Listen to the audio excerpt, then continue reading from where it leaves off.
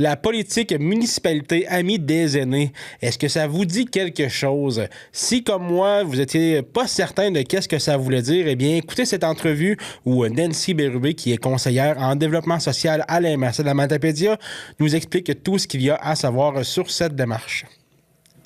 Nancy Bérubé, merci beaucoup d'être venue nous parler parce que aujourd'hui, on veut qu'on parle de la municipalité amie des aînés. Dans le fond, c'est quelque chose que je vois passer souvent, mais je comprends pas tout à fait c'est quoi, donc je veux qu'on démystifie ça ensemble. Fait que pour commencer, peux-tu nous expliquer un peu qu'est-ce que c'est municipalité amie des aînés?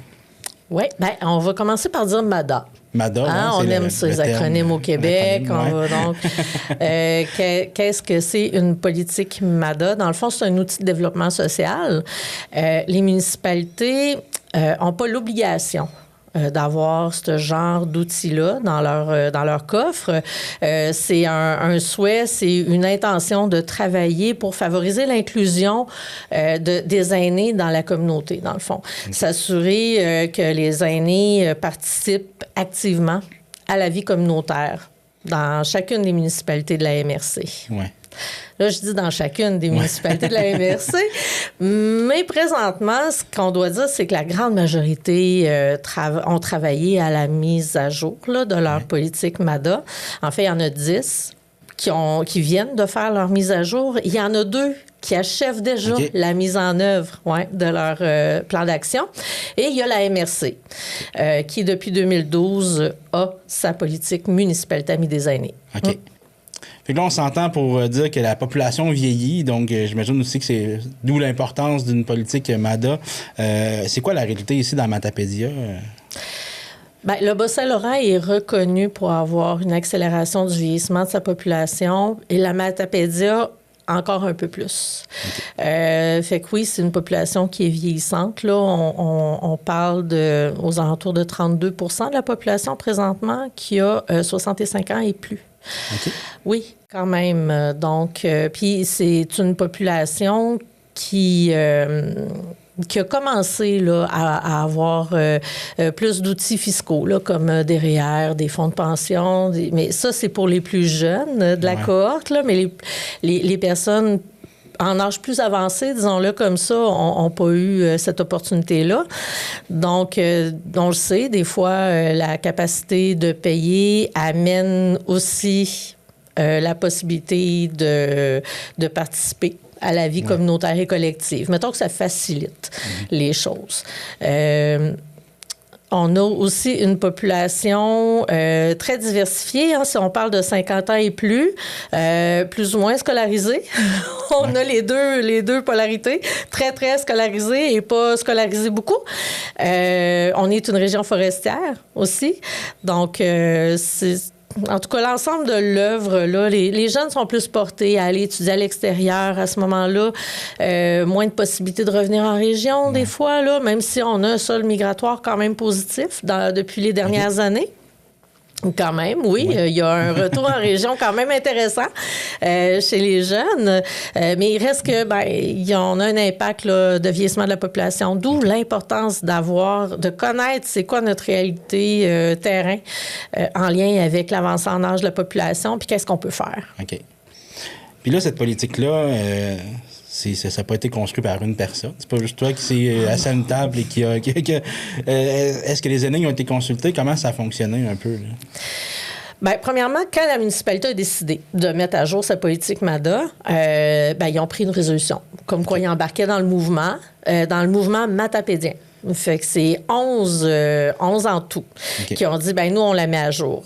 À la suite de quoi, là, on partait en recrutement pour ce qu'on appelle un comité de pilotage. Un comité de pilotage, il pilote la démarche. Hein? Il veille à ce que la démarche se réalise bien et qu'on prenne réellement en considération les besoins des aînés. De quelle façon est-ce qu'on est allé chercher ces besoins-là? C'est par sondage. il y a quand même 700 personnes de plus ou moins 50 ans et plus qui ont... Parce qu'il y a quelques personnes de moins de 50 ans qui ont répondu aussi. Là, on les remercie. Les futurs aînés. Et voilà, c'est ça. Mais la grande majorité, les 700, là, c'est des répondants de 50 ans et plus. Quelques poussières, on les a pas comptabilisées dedans. Là. Mais 700 personnes qui ont répondu. Puis on a quand même 162 personnes qui ont assisté à une des 11 assemblées publiques. Okay. Parce que ces sondages-là nous ont été utiles pour mettre en place un plan d'action. C'est ça. Je reviens un peu plus tôt, là, quand je te parlais de recrutement pour les membres du comité de pilotage. Il y a une attente d'avoir au moins de 2 à 3 aînés pour chacun des comités de pilotage. OK? Il y a aussi une attente d'avoir quelqu'un de l'administration municipale qui siège au comité de pilotage, quelqu'un qui est de la santé publique. Nous, on a des organisateurs communautaires qui ont été là à chaque étape de mise à jour aussi des politiques. Et il y a déjà des conseillères en développement local territorial dédiés aux municipalités qui faisaient partie des comités de pilotage. Fait qu'en tout et partout, c'est entre 7 et 10 personnes par communauté. Par communauté, oui. Oui, par communauté qui faisait partie des comités de pilotage. Des fois, il y avait 2 aînés, des fois, il y en avait 3. Là, ça dépendait. Là. Des fois, il y avait une personne qui travaille pour la municipalité, des fois, il y en avait 2. Là. Ça dépend toujours de la capacité de chacun. Donc, on a commencé par dresser un portrait à partir des statistiques qui étaient disponibles. Les statistiques, c'est un beau mot. Hein? Ouais. Les statistiques qui sont disponibles, qui étaient disponibles à ce moment-là, janvier 2024. Les statistiques, c'était celles de 2021, de Statistique Canada. Fait qu'on a pris une photo. C'est quoi notre réalité présentement en lien avec l'âge moyen, la situation économique, la scolarité, les ménages. Hein? Est-ce que les personnes vivent seules, en couple? Est-ce qu'il y a encore des enfants à la maison? C'est ça, la scolarité. Et après, on a fait circuler le sondage dans chacune des municipalités qui fait en même temps office là, de toute la Matapédia parce qu'il y a des gens de l'extérieur qui pouvaient... Des 8 autres municipalités qui pouvaient répondre au sondage aussi. Là, c'était identifié dans le sondage. On a analysé ce sondage-là et c'est à partir de cette analyse-là que s'est mis en place le plan d'action. C'est là que vous avez pu cibler les défis aussi. Exactement. Des personnes. Est-ce qu'on peut en parler un peu de quels défis les personnes âgées vivent dans la Matapédia, les principaux? Là? Oui, on va parler des défis. Juste avant, j'aimerais vraiment dire qu'on avait 2 questions super importantes pour nous. Là. Est-ce que les gens se sentent en sécurité dans la Matapédia? Et à presque 100%. Les gens se sentent en sécurité. Et on voulait aussi mesurer l'indice de bonheur, parce que c'est sûr que si les gens sont heureux, ils vivent mieux. Ben oui. Ils vivent mieux. Et là aussi, l'indice de bonheur, il était élevé. Les gens se sentent heureux et très heureux. Il y avait un 3% qui était sur le neutre. OK. Bon, ça, je dirais, ça arrive des mauvaises journées, c'est normal. Ouais. Bon, c'est correct. Puis on n'est pas toujours heureux, là, non plus dans la vie. Donc, fait que ça nous a beaucoup fait plaisir, hein, mettons. On se dit, les gens sont heureux et ils se sentent en sécurité dans le Matapédia. Fait qu'on est aussi parti de ce principe-là. Donc, c'est pas tout noir. C'est comme parfait. C'est comme bon. Mais il y a des grands défis. Effectivement. Dans les grands défis, maintenir le sentiment de sécurité. En vieillissant, il y a une perte de ce sentiment de sécurité-là qui se vit naturellement. OK? Mais en tissant plus serrant encore nos communautés, c'est facile, c'est plus facile de maintenir le sentiment de sécurité. La présence de la sécurité civile, la sécurité publique, c'est important pour les personnes aînées. Peu importe où ce qui reste sur le territoire, ils ont besoin de sentir cette présence-là. De la sentir de quelle façon? Une présence policière plus accrue, ça a été mentionné.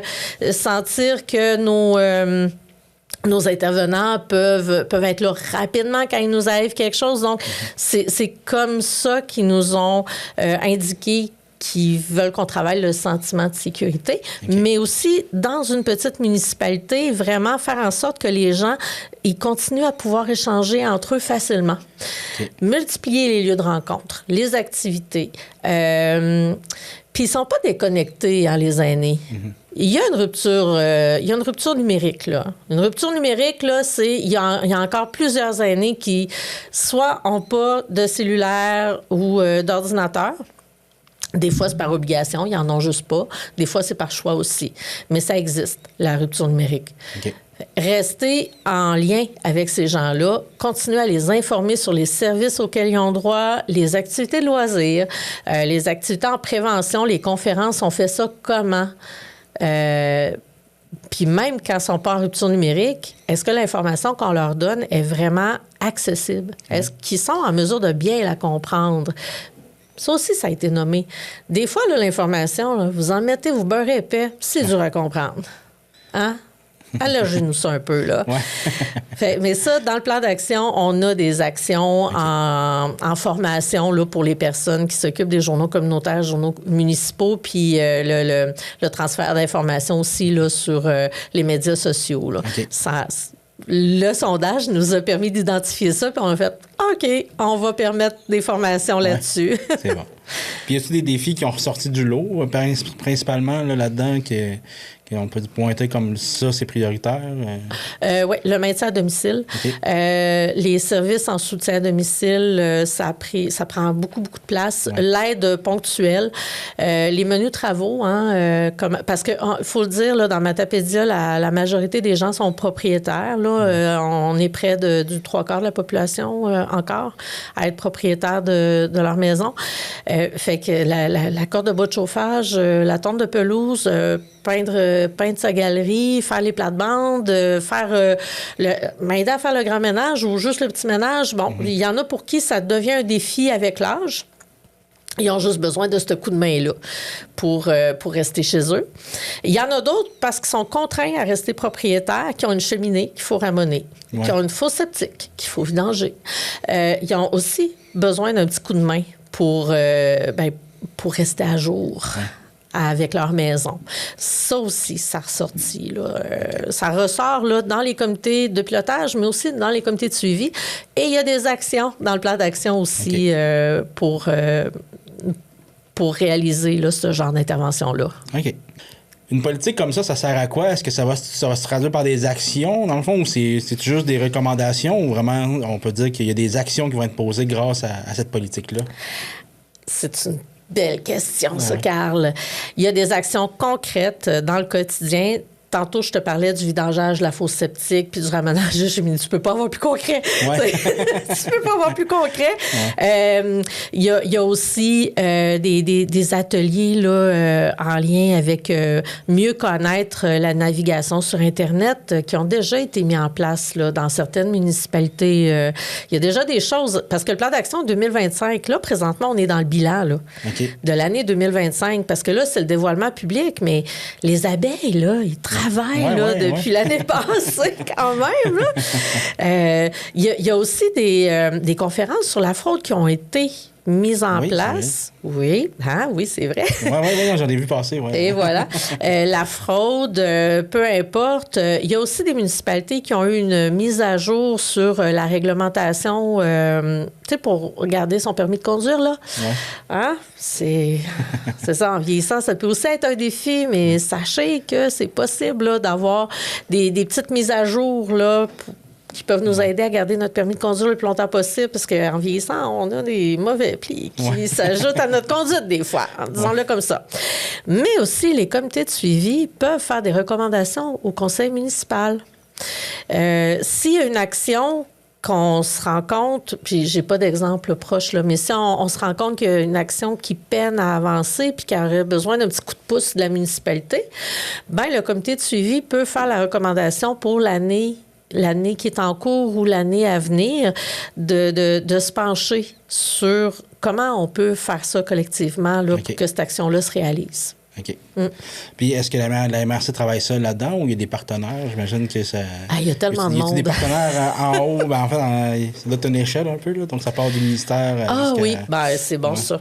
En fait, les politiques municipalités Amis des aînés, c'est une collaboration entre le ministère de la Santé et des Services sociaux et le secrétariat aux aînés.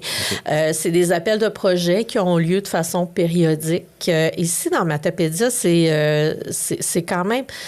Ça fait 3 fois là, qu'on met à jour une politique municipalité Amis des aînés comme ça, là, en commun.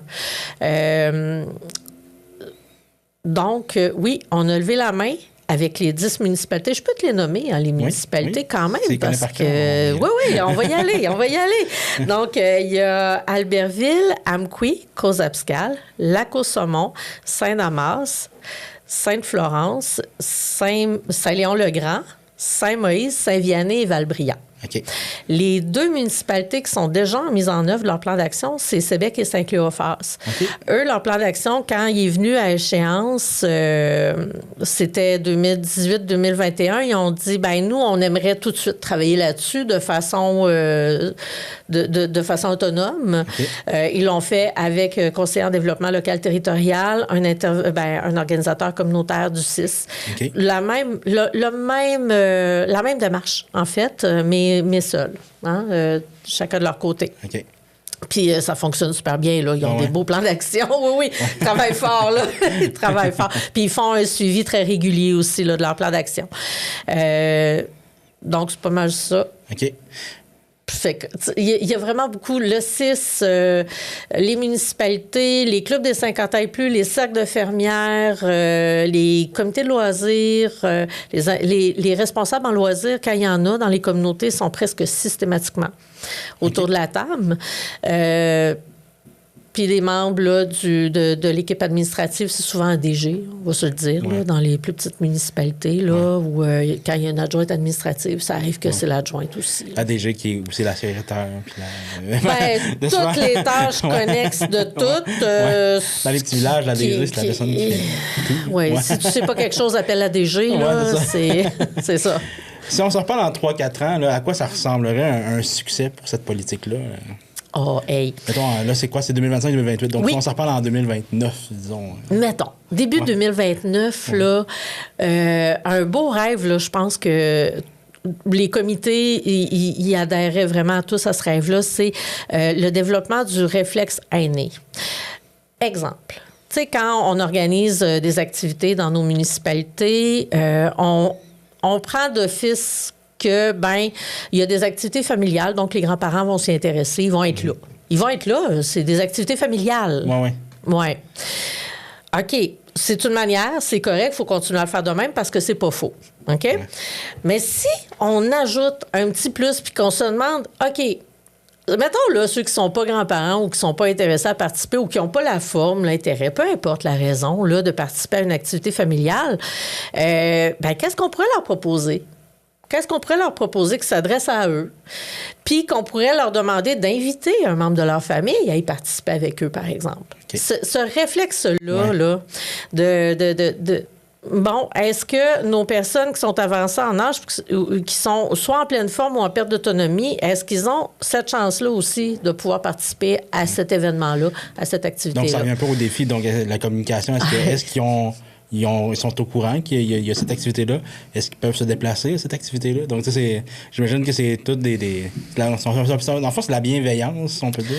La bienveillance est au cœur de chaque politique MADA, effectivement. Puis, tu as raison. Si on veut que les gens restent chez eux le plus longtemps possible, ça leur prend des services de soutien à domicile, mais aussi des activités dans la communauté pour participer pleinement à cette communauté-là. Mais ça leur prend aussi des lieux où ils peuvent contribuer, soit par un travail rémunéré, soit par bénévolat, soit juste aussi avec leur famille, parce que il y a des familles, pour toutes sortes de raisons, qui ont besoin de plus d'assistance aussi, là. Mais quand on regarde là, la belle Marguerite Mada, là, la belle Marguerite où il y a 9 axes d'intervention, elles sont toutes interreliées au final. Elles sont vraiment toutes interreliées, là. Fait que t'as raison. Ouais. Tu mets la bienveillance au cœur, puis t'es pas mal sûr de faire un bon coup, là. Ouais. Ou du moins un coup qui n'est pas dommageable à personne. quand la bienveillance est là. Oui, c'est ça. C'est ça. Super. Ben, merci beaucoup, Nancy, d'avoir venu nous parler de MADA. Puis on devrait pouvoir se reparler pour parler des points plus précis un peu de la politique MADA, là, afin d'informer les gens là-dessus. Ben, merci pour ton accueil. Merci beaucoup.